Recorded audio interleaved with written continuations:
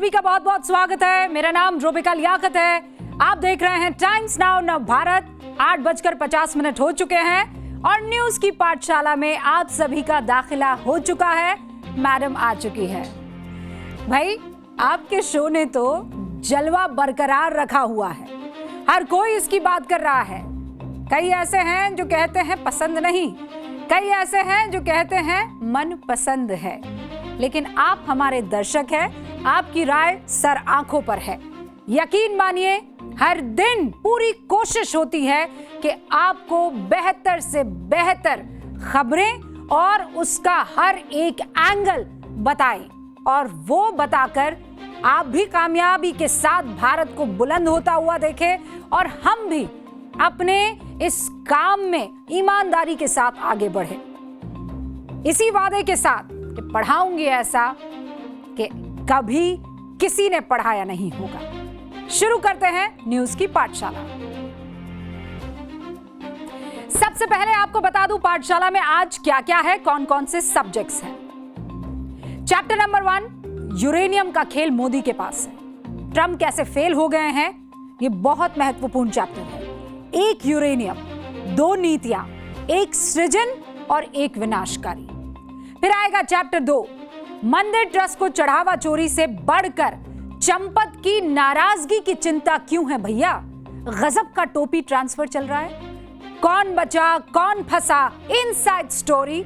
समाजवाद बबुआ सनातन के पिच पर कैसे आई, 27 की नई पिच आपको बताएंगे। फिर आएगा चैप्टर नंबर 3, 1.5 लाख की सैलरी भैया और 40 करोड़ का साम्राज्य बनाने का फॉर्मूला ये देने वाले हैं। यूपी के लुटेरे गोल्डमैन की काली कमाई का पूरा हिसाब आज होगा। वक्फ पर बदलाव की भी बात होगी। चैप्टर नंबर 4 में बदलाव हुआ क्या कि इस्तीफे की झड़ी लग गई। वक्फ में लूट की वो कहानी जो कभी कहीं नहीं आपको दिखी होगी। और फिर आएगी बारी सोचा है कभी की। अंत में हमारा स्पेशल सेगमेंट, जिसमें आपको हम बताएंगे कि गाड़ी की हाई बीम जलाकर कितने खतरे में आप डाल देते हैं सामने वाले को। सोचा है कभी। शुरू करते हैं न्यूज की पाठशाला। मैं कुछ नहीं कहूंगी, लेकिन सबसे पहले आपके सामने कुछ तस्वीरें रखूंगी, और जब आप उन तस्वीरों को देखेंगे तो आप समझ जाएंगे कि आज भी कैसे देश के प्रधानमंत्री नरेंद्र मोदी का लोगों के बीच क्रेज है। ये तस्वीरें देखिए।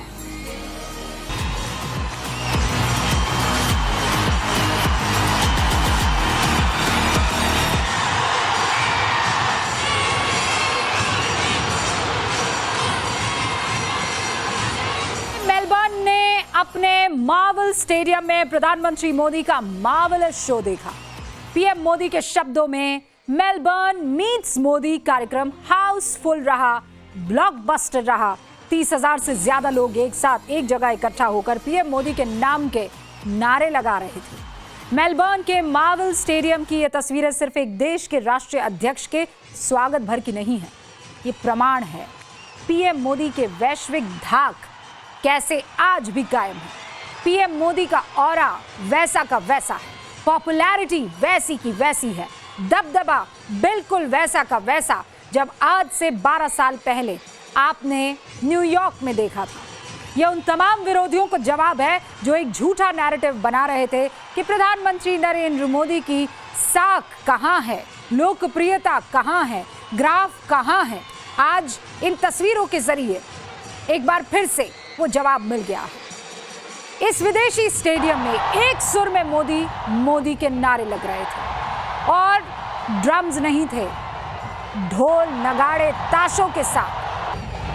सिडनी हो या मेलबर्न, न्यूयॉर्क हो या लंदन, प्रधानमंत्री नरेंद्र मोदी का जलवा बरकरार उतना ही प्रखर है, उतना ही जादुई है जितना एक दशक पहले हुआ करता था। और ये जलवा कोई बनावटी प्रचार नहीं है, बल्कि सालों से की गई मेहनत और कमाए गए विश्वास से बना हुआ है। इतिहास में ऐसे मौके कम आते हैं जब दो देशों के रिश्ते एक साथ इतने भावुक और मजबूत नजर आते हैं। पूरे स्टेडियम में झाल की कड़क और ढोल की थाप, ताशे की थाप सुनाई पड़ रही थी और पीछे मोदी मोदी और भारत माता की जय के नारे सुनाई पड़ रहे थे। भारत से 8000 किलोमीटर दूर ऑस्ट्रेलिया की हवा में भी भारत की धड़कन महसूस आप करेंगे जब सुनेंगे। लोग फोन ऊपर उठाए हुए, सीने में गर्व लिए हुए, होठों पर भारत का जयकारा लिए हुए इन सारी तस्वीरों को और मोमेंट को कैप्चर कर रहे थे। सुनिए।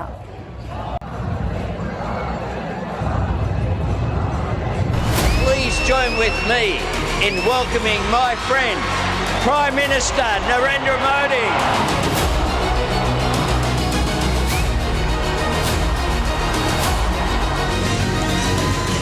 Prime Minister Modi, my friend, welcome to marvellous Melbourne. ये शो हाउसफुल है, ब्लॉकबस्टर है।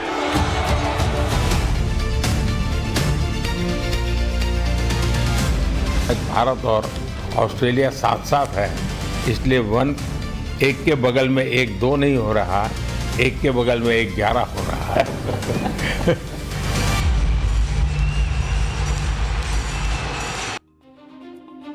ये तस्वीर तो आपने देख ली।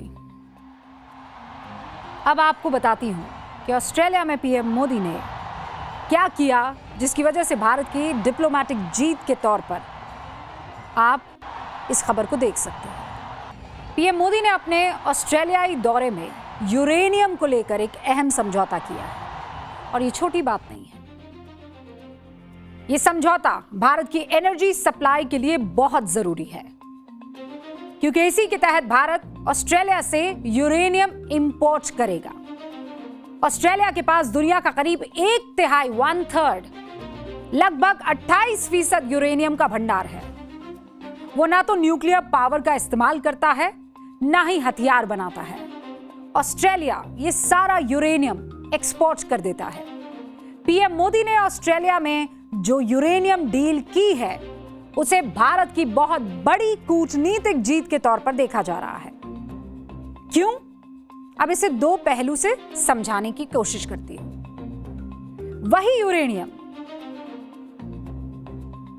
जहां आज हम कह रहे हैं कि ऑस्ट्रेलिया से हम खरीदेंगे ताकि इसका इस्तेमाल बेहतरी के लिए किया जा सके, लेकिन इस एक यूरेनियम से आप 2 अलग अलग देशों की डील को समझिए, उनकी नीयत को समझिए।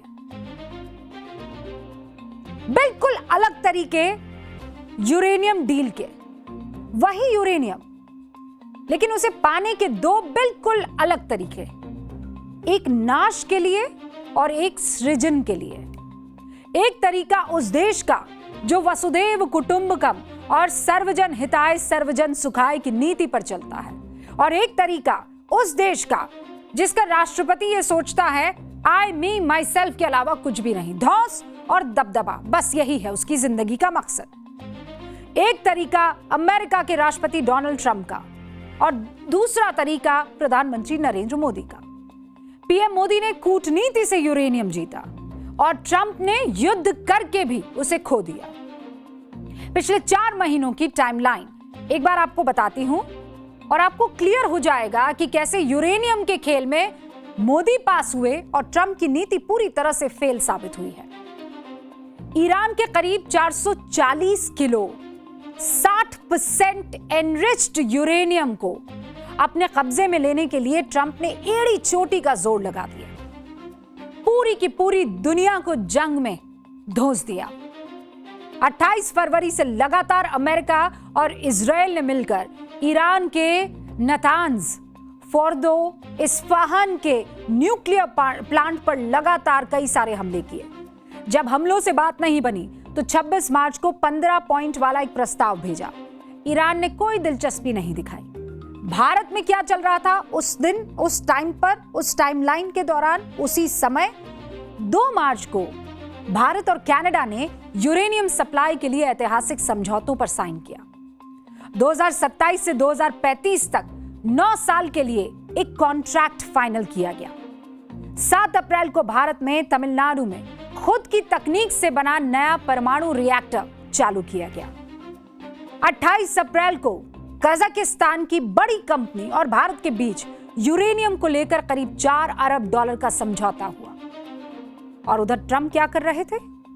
16 मई को ट्रंप ईरान को फिर से न्यूक्लियर प्रस्ताव भेजते हैं, धमकी देते हैं, शर्तें नहीं मानी तो अंजाम बुरा होगा, बहुत बुरा होगा।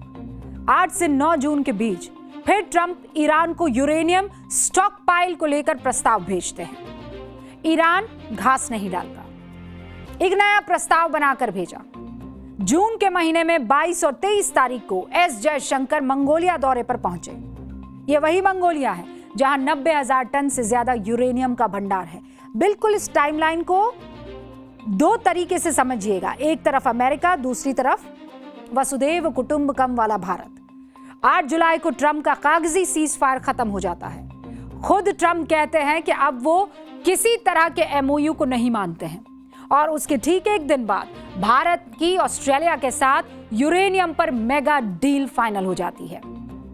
इतना सब करने के बाद भी ट्रंप ईरान को उसके न्यूक्लियर प्रोजेक्ट पर काम करने से रोक नहीं पाए।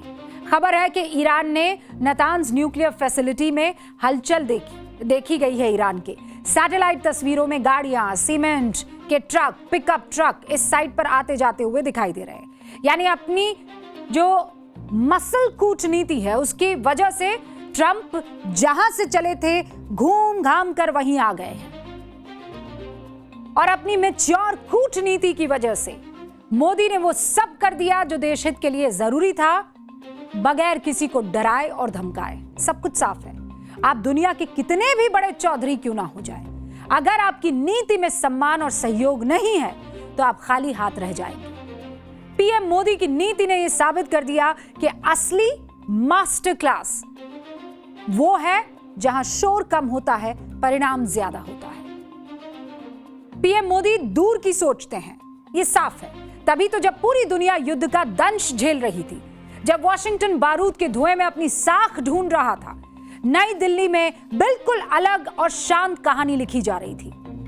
भारत की टेबल पर भी यूरेनियम का ही जिक्र था, लेकिन निर्माण के लिए था, आत्मनिर्भरता के लिए था, खुद मुख्तारी के लिए था। और अब आपको बताती हूं कि पीएम मोदी यूरेनियम को लेकर इतने फोकस्ड क्यों नजर आ रहे थे। हम चलते हैं नोटपैड का रुख करते, यानी बोर्ड बाबू का रुख करते हैं। ये देखिए, पहले प्रणाम बोर्ड बाबू को, और उसके बाद आपको भारत की यूरेनियम की जरूरत से रूबरू करवाती हूं। हर साल कितना मेट्रिक टन हमको चाहिए होता है? 1800 से 2000 हर साल हमें चाहिए होता है।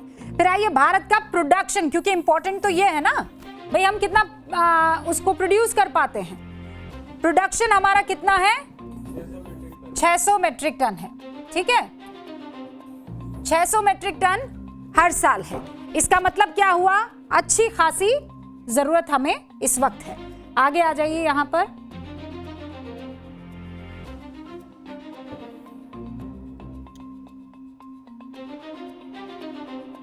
भारत का यूरेनियम इंपोर्ट जो है, हम कहां से, क्योंकि सिर्फ 600 मेट्रिक टन ही हम उसे प्रोड्यूस कर पाते हैं, तो कजाकिस्तान से हम कितना ऑर्डर करते हैं?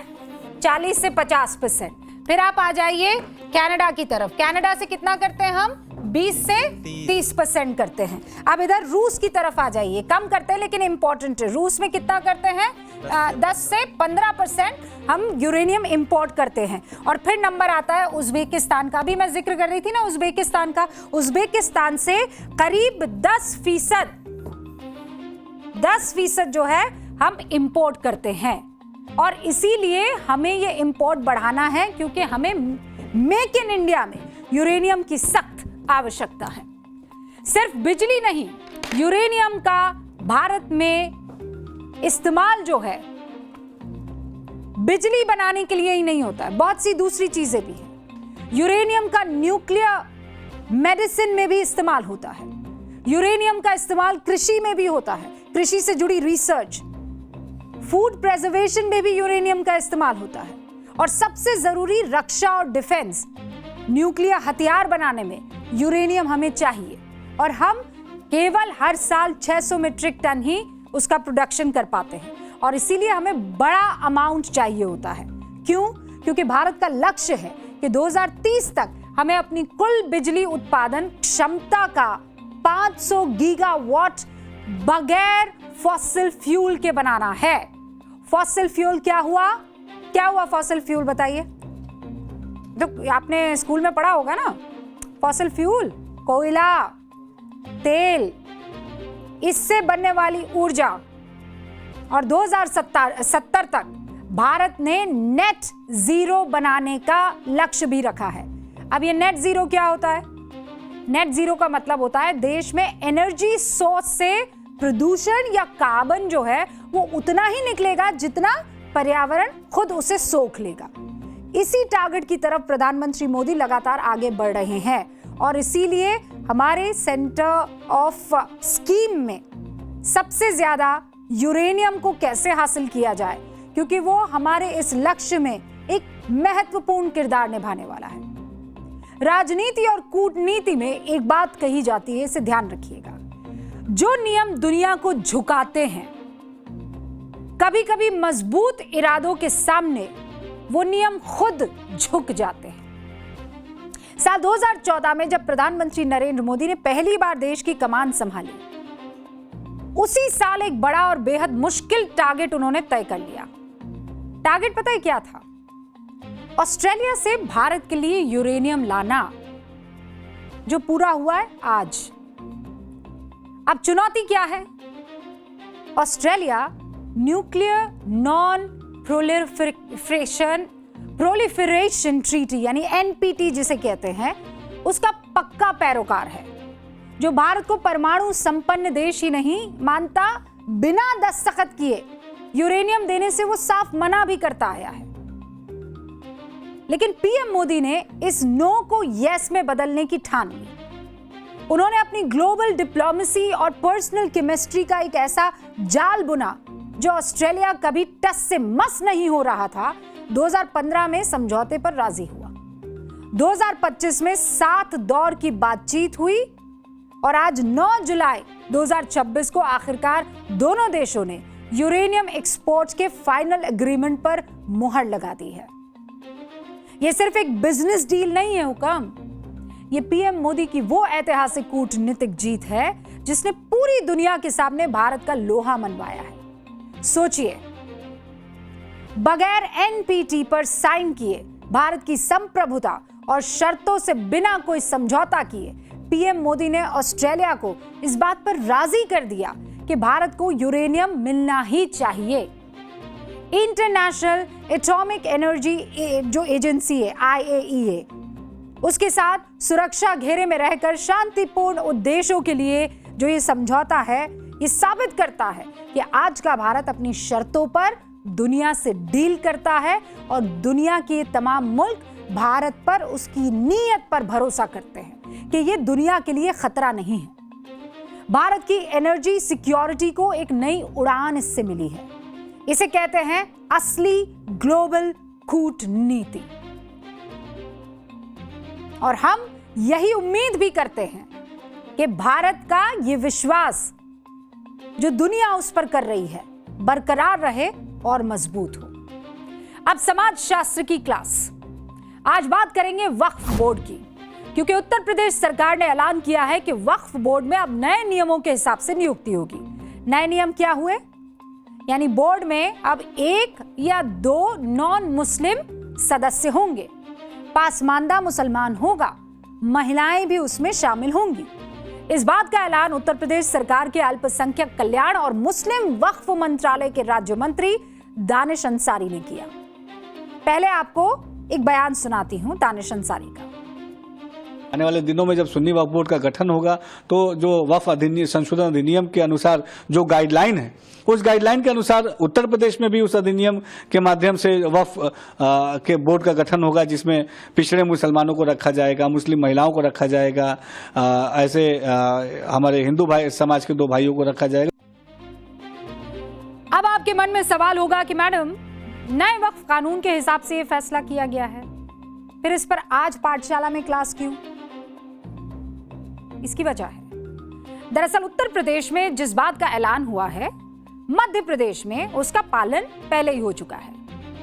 मध्य प्रदेश सरकार ने राज्य वक्फ बोर्ड को नए सिरे से बना दिया है। इसमें शामिल 9 सदस्यों में 2 नॉन मुस्लिम हैं, 2 हिंदू हैं। इस फैसले के बाद मध्य प्रदेश ऐसा पहला राज्य बन गया है जहां वक्फ बोर्ड में गैर मुस्लिम सदस्यों की नियुक्ति हो गई है।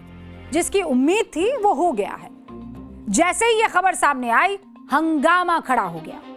वक्फ बोर्ड में हिंदुओं को शामिल करने के फैसले के खिलाफ मध्य प्रदेश की राजधानी भोपाल में निकाह काजी के पद पर तैनात मोहम्मद माज खान नौमानी नदवी ने पद से इस्तीफा दे दिया। नदवी साहब ने बुधवार को निकाह काजी के साथ ही दीनी तालीमी बोर्ड जमीयत उलेमा मध्य प्रदेश के महासचिव पद से भी त्यागपत्र सौंप दिया है।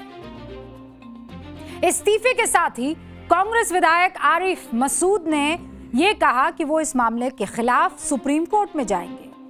भोपाल में सरकार के फैसले के खिलाफ प्रदर्शन भी हुआ, लेकिन आज जो लोग हिंदुओं के शामिल होने पर प्रदर्शन कर रहे हैं वो तब कहां थे जब वक्फ की दान की गई बहुत सी प्रॉपर्टी में गड़बड़ी हो रही थी। अब आप कहेंगे वो कैसे, मैं जरा आपको बताती हूं।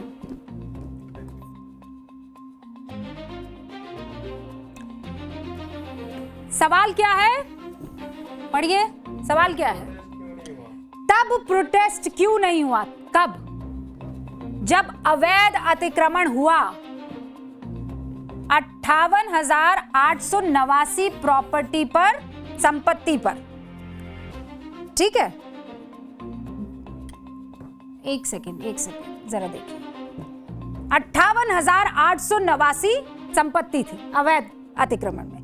वक्फ संपत्ति की कीमत कितनी हुई? 1,20,000 करोड़, ठीक है। कमाई अनुमानित कितनी थी इससे? भाई इतनी जब संपत्ति होती है, इसकी कीमत कितनी थी संपत्ति की? 1,20,000। कमाई जो हुई अनुमानित वो कितनी थी? 12,000 करोड़ रुपए, ठीक है। वास्तविक आय कितनी आई, मतलब कमाई कितनी होनी चाहिए थी?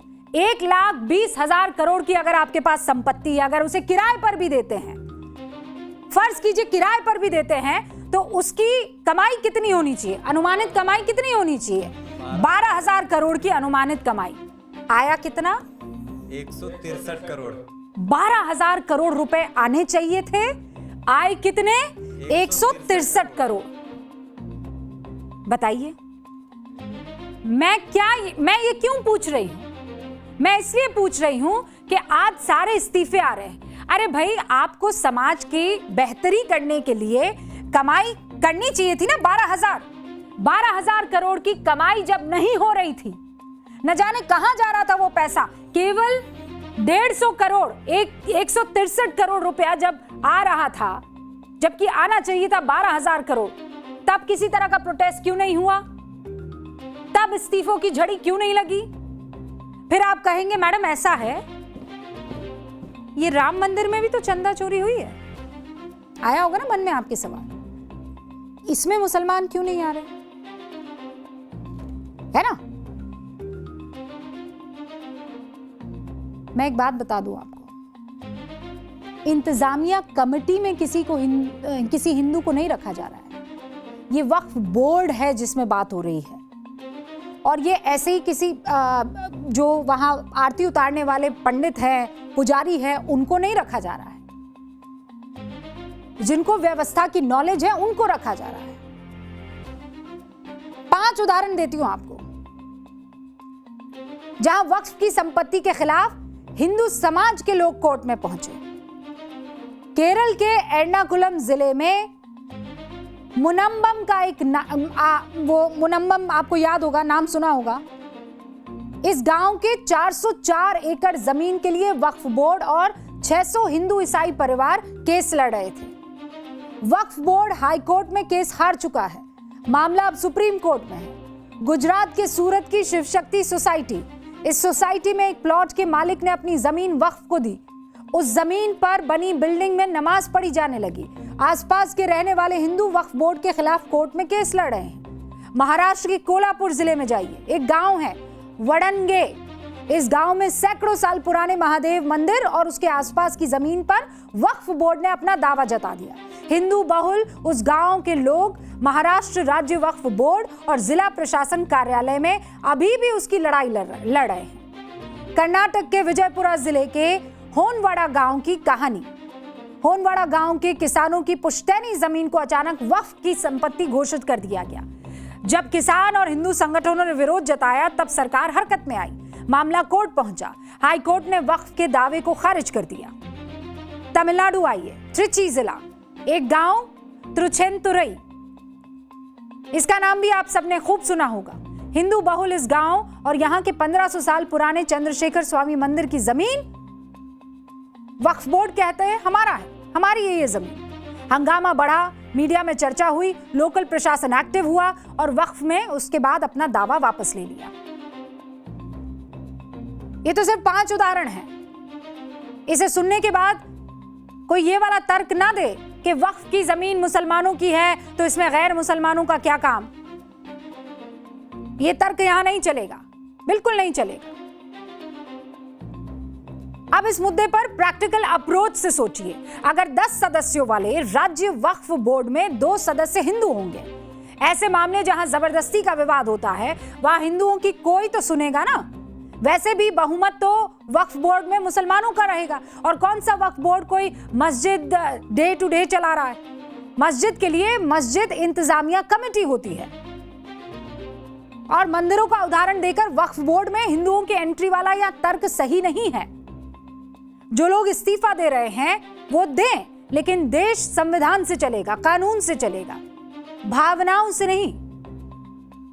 वक्फ संशोधन अधिनियम 2025 की धारा 14 में साफ लिखा है कि वक्फ बोर्ड में कम से कम 2 गैर मुस्लिम सदस्यों को शामिल किया जाएगा। और जब ये संसद में ये बिल पास हुआ तो मामला सुप्रीम कोर्ट भी पहुंचा। सुप्रीम कोर्ट ने अपने आदेश में साफ कहा कि बोर्ड के 11 सदस्यों में से 3 से अधिक गैर मुस्लिम नहीं हो सकते हैं। यानी मध्य प्रदेश सरकार ने वक्फ बोर्ड का जो गठन किया है वो नियमों के मुताबिक है। और जो अभी तक नियमों के मुताबिक नहीं हो रहा था वो ये है कि वक्फ बोर्ड की कुल संपत्ति, ये आपके सामने है, कुल संपत्ति का आंकड़ा कितना है? 8,72,852। ये कुल संपत्ति है, ठीक है। संपत्ति कोर्ट या ट्रिब्यूनल में, यानी जहां कुछ तरह की गफलत या गड़बड़ी चल रही है, वो कौन से कितने हैं? 8,72,852 में से है 13,200। संपत्ति की स्थिति जिसकी साफ नहीं है इसमें से वो कितने हैं? वो 4,36,000। 4,36,000 संपत्ति की स्थिति साफ नहीं है। फिर आप आ जाइए, किन किन संपत्तियों पर अतिक्रमण है, यानी इल्लीगल या फिर एनक्रोचमेंट, इल्लीगल ऑक्यूपेशन या एनक्रोचमेंट, वो है 58,889। फिर आ जाइए, संपत्ति बिना विवाद के कौन सी है? वो बच जाती है 3,64,763। कुल 41% संपत्ति है जो प्रॉपर, जिसके कागज वगैरह है। 70 साल मुसलमान वक्फ बोर्ड के सदस्य रहे और स्थिति ये आपके सामने है। कुल मिलाकर कितना हो गया? कितना परसेंट, मतलब टोटल अगर ये इसका आंकड़ा निकाले 41.78%। इतनी संपत्ति है, ठीक से लिख, 48.78%। 41.78%। इतनी ही संपत्ति है जिस पर किसी ने कोई दावा नहीं किया हुआ है। अब बताइए हुक्म, लाखों करोड़ की संपत्ति संभालने की जिम्मेदारी अभी तक मुसलमान ही उठा रहे थे। फिर बीते 70-80 साल में 60% संपत्ति ठीक से क्यों नहीं संभली? और ये सवाल अब मुस्लिम मौलाना ही उठा रहे हैं। तो मौलाना के शब्दों में कहूं तो अंधेर गर्दी मची हुई है। 60% संपत्ति को विवादों में फंसा कर रखा किन लोगों ने? वक्फ की संपत्ति से आए पैसों की बंदरबाट हुई क्या? जब सारे मुसलमान वक्फ बोर्ड को संभाल रहे थे तब इन तमाम चीजों को सुलझाया क्यों नहीं गया? 20% सदस्य गैर मुस्लिम होंगे तो आप कहेंगे सब गड़बड़ हो जाएगी। असल में दिक्कत कहीं ये तो नहीं है कि वो लूट जो हुआ करती थी वो बंद हो जाएगी। वक्फ की संपत्ति का अब सही से इस्तेमाल अगर नहीं हुआ तो सबको कोर्ट में ले जाया जाएगा, कटघरे में खड़ा किया जाएगा। विवादों का निपटारा ईमानदारी से अब किया जाएगा, ये उम्मीद कर सकते हैं। वक्फ का मतलब क्या था? गरीबों की मदद करना। वो काम अगर किया गया होता तो कोई सरकार क्यों ना होती इसमें दखल दे पाती, पर वक्फ बोर्ड के नाम पर अंधेर नगरी का राज चलता रहा। अब नए बदलाव को अच्छे मन से स्वीकार करने का वक्त है, क्योंकि अगर कोई गड़बड़ हुई और आपने ये सोचा कि ये तो इसलिए हो रहा है क्योंकि कब्जा दिल में है, तो कब्जा तो भैया बहुत सारी जगह पर यह कहा जा रहा है कि वक्फ की तरफ से हुआ है दूसरी जमीनों पर। वक्फ बोर्ड नए कानूनों के हिसाब से चले। बहुत से मुसलमान ऐसे हैं जो ये कहते हैं कि हमारी संपत्ति और हमारी जमीनों पर कब्जा हो गया है, हम जाए तो कहां जाए। ये जो बदलाव है वो बदनीयती को दूर करेगा। हम इसी उम्मीद के साथ बढ़ रहे हैं आगे। पाठशाला में अगला चैप्टर, राम मंदिर चढ़ावा चोरी कांड से चंपत राय पहले दिन से जो सवालों के घेरे में थे, अब अचानक ऐसा क्या हो गया कि वो नाराज नहीं है, उनकी नाराजगी को दूर किया जाएगा वाली बातें सामने आ रही है। चंपत राय को भले ही ट्रस्ट क्लीन चिट दे रहा हो, एसआईटी ने एफआईआर से क्या अज्ञात नाम जो है उसे हटा दिया है। वीएचपी ने बचा लिया हो, आरएसएस ने आरोपों के भंवर से निकाल लिया हो, लेकिन चंपत राय के दामन पर दाग तो लगे हुए हैं ना। और ये जिद्दी दाग जिसने चंपत राय के त्याग, तपस्या, संघर्ष, सबकी चमक को काले घने बादल की तरह ढककर धूमिल कर दिया है, आज उस पर बात करेंगे। चढ़ावा चोरी कांड में ट्रस्ट की हालत ऐसी है कि चंपत राय का नाम ना उगला जा रहा है ना निगला जा रहा है। इसी गफलत में ट्रस्ट के पदाधिकारी कभी चंपत को चढ़ावा चोरी कांड के लिए जवाबदेह बता रहे हैं, तो कभी उन्हें चंपत राय की नाराजगी की चिंता सता रही है। राम मंदिर ट्रस्ट के कोषाध्यक्ष गोविंद देवगिरी ने 2 दिन पहले कहा कि चंपत राय का ढीला रवैया चढ़ावा चोरी के लिए जिम्मेदार है, जबकि वही गोविंद गिरी जब कल चंपत राय से मिलकर लौटे तो सुर बदल दिए। कह रहे हैं चंपत राय को इस्तीफा देने की कोई नाराजगी नहीं है। अरे भैया, जिसके ऊपर इतने आरोप लग रहे हैं उनकी नाराजगी से किसी को क्या मतलब होना चाहिए? नाराज तो जनता है, नाराज तो राम भक्त है। मतलब ट्रस्ट के पदाधिकारी अच्छी तरह जानते थे कि चंपत राय अपनी जिम्मेदारी ठीक से नहीं निभा पा रहे हैं, फिर भी ट्रस्ट ने ना तो उनकी जिम्मेदारी कम करने की कोशिश की और ना ही उन्हें जिम्मेदारियों से मुक्त किया। तो क्या ट्रस्ट ने यह हिम्मत इसलिए नहीं जुटाई कि कहीं चंपत राय नाराज ना हो जाए? आप खुद सुनिए। काम करने का जो उनका तरीका है, उस तरीके में हम लोगों को बड़ी आपत्ति अनुभव होती रही है। गलत लोगों का विश्वास कर लेना, बहुत सारे काम अपने ऊपर ही ले लेना और उन कामों को फिर नहीं कर पाना, बहुत बहुत दिनों तक कामों की उपेक्षा करते रहना, ऐसा उनके द्वारा बहुत सारा होता रहा। ये उनका स्वभावगत और कार्यप्रणाली का दोष है। मतलब एक तरफ ट्रस्ट के पदाधिकारी चंपत राय को बचा भी रहे हैं, दूसरी तरफ अपनी जवाबदेही से बचने के लिए चंपत राय और दूसरों पर टोपी भी ट्रांसफर कर रहे हैं। हद है।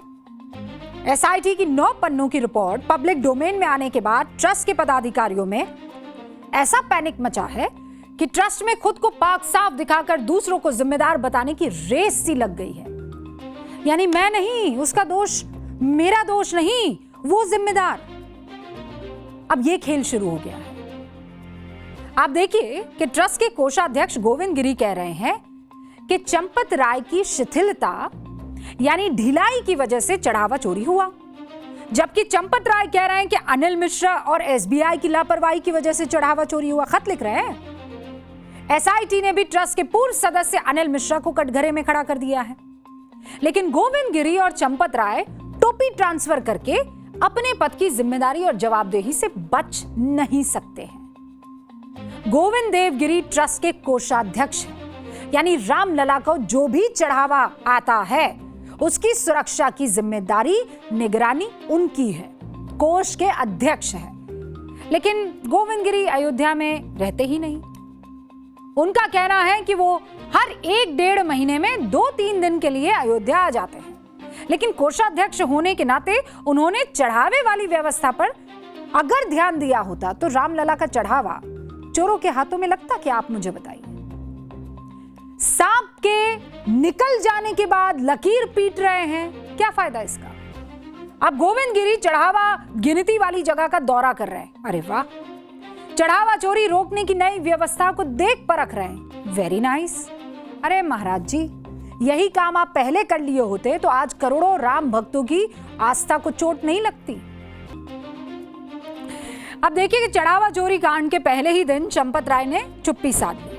चंपत राय ने अभी तक इस मामले पर कुछ भी नहीं कहा है, लेकिन उन्हें अपनी सफाई में जो कहना था उन्होंने 2 पन्नों की चिट्ठी में कह दिया है। बाकी कह रहे हैं मैं मौन हूं। इस 2 पन्ने की चिट्ठी का लब्बो लुआब यह है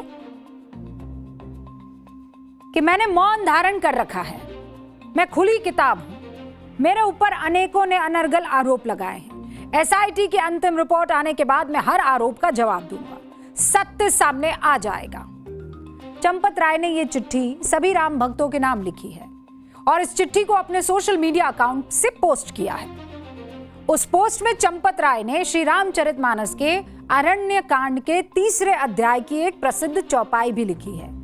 धीरज धर्म मित्र अरु नारी, आपद काल परिखी अहि चारी। मतलब ये कि धैर्य, धर्म, मित्र और पत्नी, इन चारों की वास्तविक परीक्षा विपत्ति यानी संकट के समय में ही होती है। यानी चंपत राय को लग रहा है कि वो धैर्य की परीक्षा दे रहे हैं, जबकि सभी राम भक्तों को लग रहा है कि चंपत राय अपनी जिम्मेदारी और जवाबदेही से मुंह चुरा रहे हैं। और इसीलिए लोग पूछ रहे हैं कि अरे भाई, आपके ऊपर इतने गंभीर आरोप लग रहे हैं और आप कह रहे हैं कि मैंने मौन धारण कर रखा है। चंपत राय के इस मौन व्रत पर रही सही कसर कांग्रेस और आम आदमी पार्टी पूरी कर रही है। विपक्ष पूर्व प्रधानमंत्री अटल बिहारी वाजपेयी के भाषण का एक हिस्सा सोशल मीडिया पर वायरल कर रहा है। इस वीडियो में वाजपेयी जी कह रहे हैं कि अगर पहरा देने वाला कुत्ता ना भौंके तो समझना चाहिए वो चोरों को जानता है। यानी विपक्ष भी यही आरोप लगा रहा है कि कुछ ना कुछ गड़बड़ी थी, जिसके ऊपर जिम्मेदारी थी, उसे इस बात का एहसास था। चंपत राय के इस्तीफे से अयोध्या के साधु संत भी संतुष्ट दिख रहे हैं। स्वामी जन्मेजय शरण महाराज ये कहते हैं कि चंपत राय चंपत हो गए। अब नीतिकारी लोगों को ट्रस्ट में लाया जाएगा। इनको भी सुन लीजिए। प्रकार से ये अनीतिकारियों को अलग किया जाए और नीतिकारियों को की समीक्षा करके उनको रखा जाए। और कई लोग शामिल हैं उसमें, जो शामिल हैं सब अलग होंगे। अच्छा, ट्रस्ट में क्या साधु संत अयोध्या के रखे जाने चाहिए? संत भी रखे जाएंगे। चंपत जी चंपत हो गए भाई।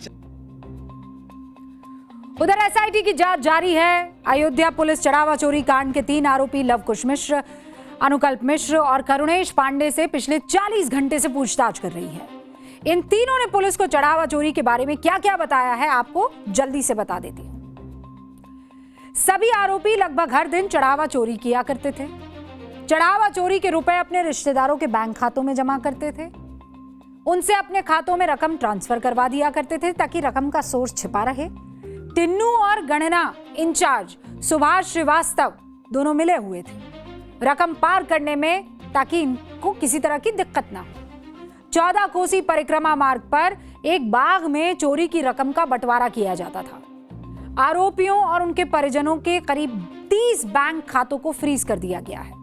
अनुकल्प मिश्र के पास स्विफ्ट कार, सोने की चेन, सोने का पेंडुलम बरामद हुआ है।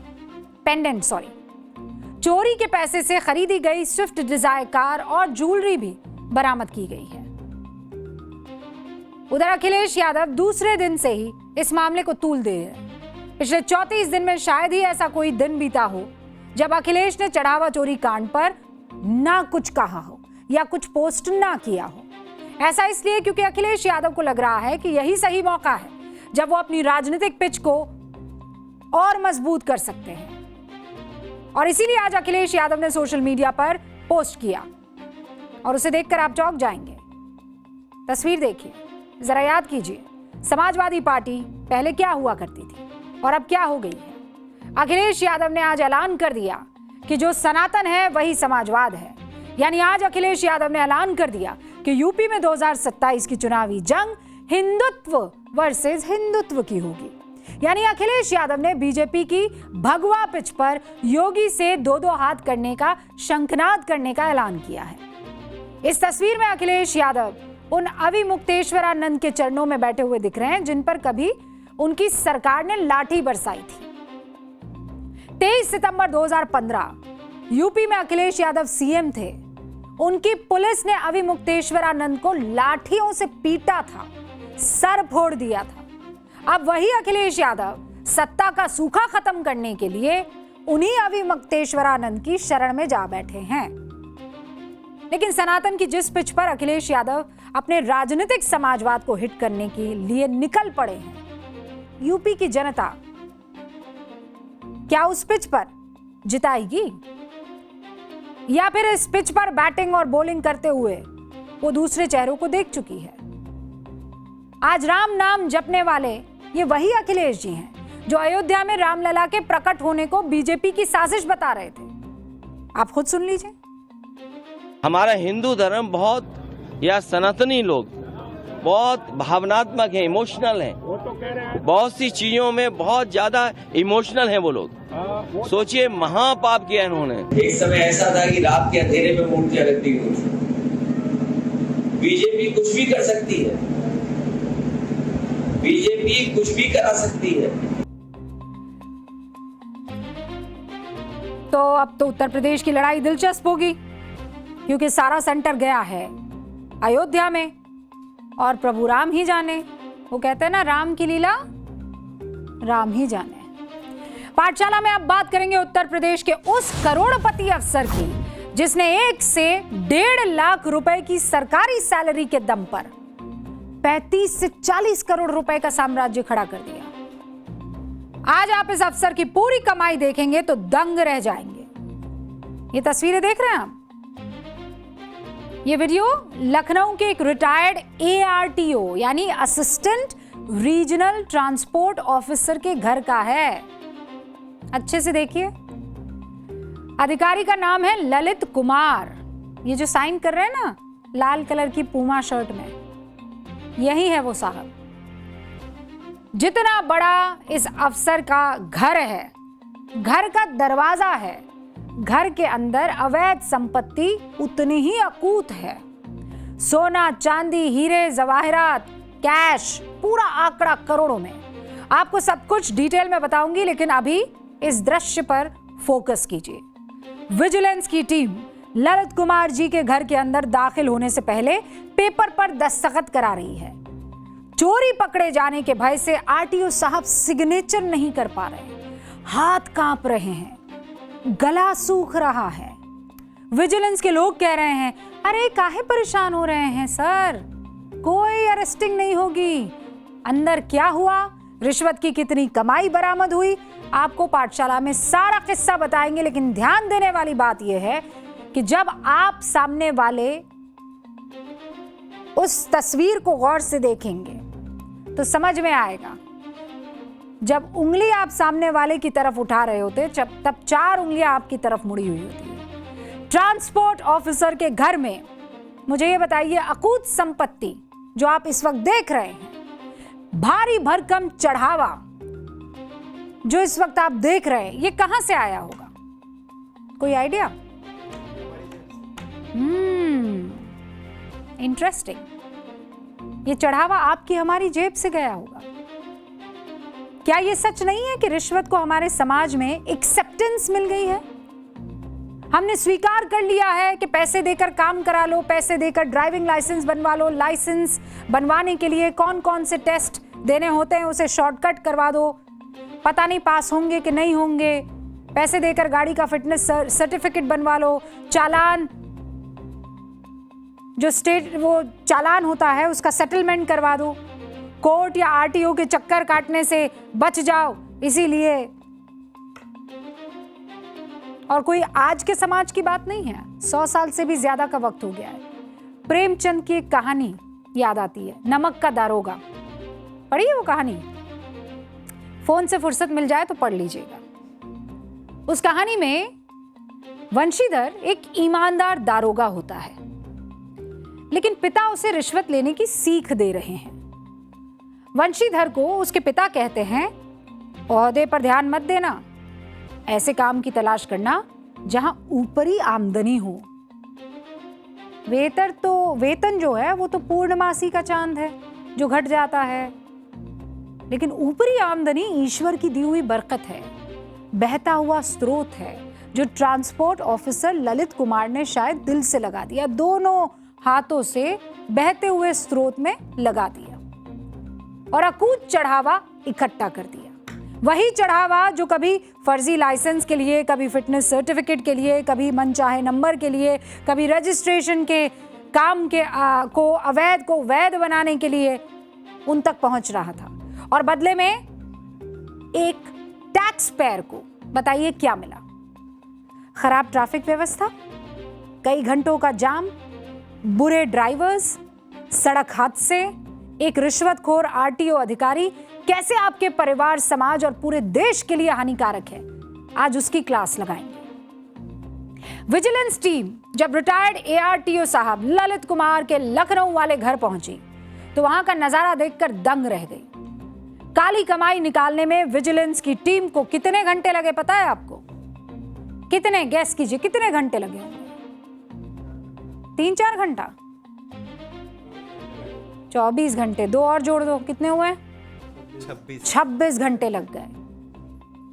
इस छापेमारी में ललित कुमार के घर से जो मिला, जब मैं आपको बताऊंगी आप हैरान रह जाएंगे। 1,62,00,000 कैश। देखा है इतना कैश? हीरे जवाहरात, इनकी कीमत 6 करोड़ रुपए। प्रॉपर्टी के पेपर्स, 17 अलग अलग जगह पर प्रॉपर्टी, और कीमत करीब 35 करोड़ रुपए। म्यूचुअल फंड, एफडी 1 करोड़ रुपए। इसके अलावा 13 किलो गोल्ड, 13 किलो, 9 किलो चांदी। इतनी बड़ी मात्रा में सोना चांदी देखकर टीम के अधिकारी भी हैरान रह गए। सारी कमाई ललित कुमार ने घर के अंदर अलग अलग ठिकानों पर पैकेट में छिपा कर रखी हुई थी। अब आपको यह भी बता देती हूं कि ललित कुमार के पास जो सोना चांदी मिला उसकी जो कीमत है वो कितनी थी। अगर 24 कैरेट गोल्ड के हिसाब से भी कीमत लगा दी जाए तो आपको जरा गुणा भाग करके समझाते कितना होगा, है ना? मतलब सोना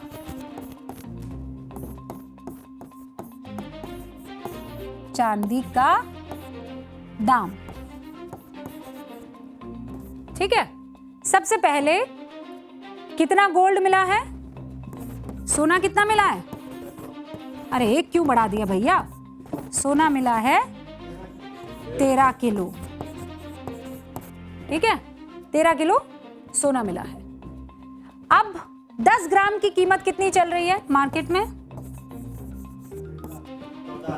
1,44,000 लगभग जो है 1,44,000। मतलब अगर टू बी प्रिसाइज आप चाहें तो इसको 400 कर सकते हैं, ठीक है। 1,44,400 रुपए। अब इसको जरा 1000 ग्राम में कर दीजिए, क्योंकि 1 किलो करना है हमको, तो कितना हो जाएगा? 1000 ग्राम हो जाएगा 1,44,00,000, ठीक है।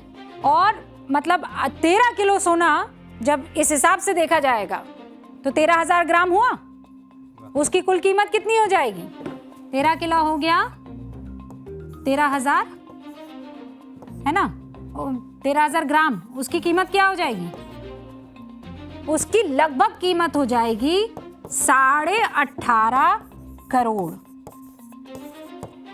कितनी कीमत हो जाएगी? 18.5 करोड़। और ऐसा ही चांदी का हिसाब है। अब चांदी की कीमत आपको बताते हैं। कितनी है भाई चांदी की कीमत मार्केट में, जानते हैं आप? नहीं जानते?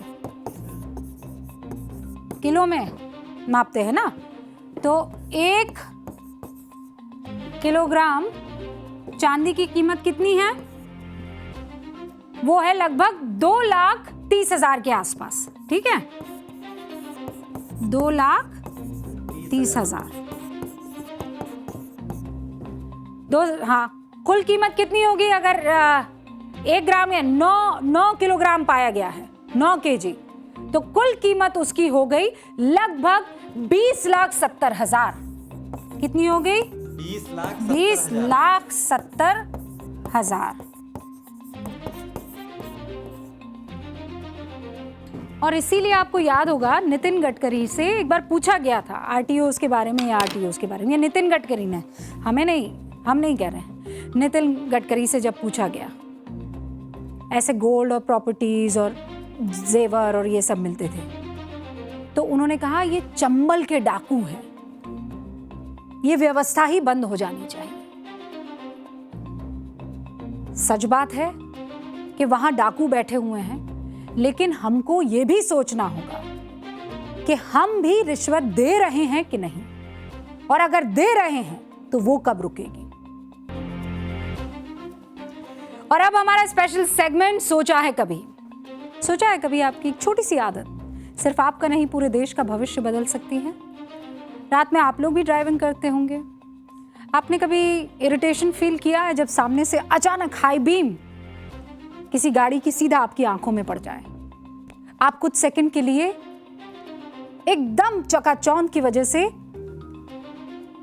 अंधे हो जाते हैं। कुछ सेकंड के लिए आपको पता ही नहीं चलता कि सामने कोई आदमी आ रहा है या बाइक है या कोई टर्न है। ये हाई बीम सबसे बड़ी समस्या तब होती है जब आप बड़े चौड़े रास्तों पर बेधड़क सामने साफ देखने के लिए इसका इस्तेमाल करते हैं। हाई बीम का इस्तेमाल जब बहुत घना स्ट्रीट लाइट नहीं होती है, आगे का रास्ता आपको देखना होता है, तब इस्तेमाल किया जाता है। लेकिन कई ऐसे ड्राइवर्स हैं जिनको इस बात का एहसास ही नहीं। यह आंखों पर शॉक जैसा असर डाल देता है और इससे हादसे के चांसेस बढ़ जाते हैं।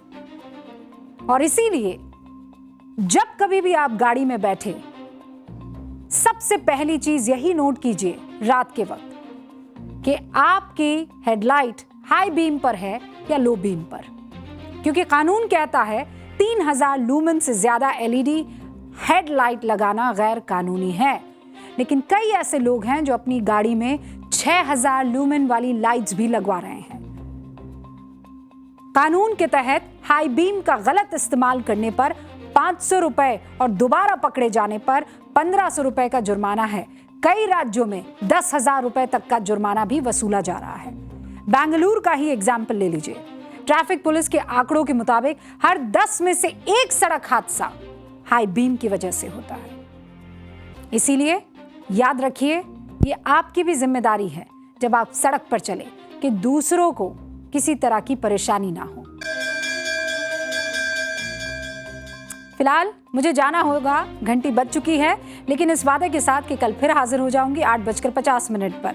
आप बने रहिए टाइम्स नाउ नव भारत के साथ और इंतजार कीजिए न्यूज़ पाठशाला का।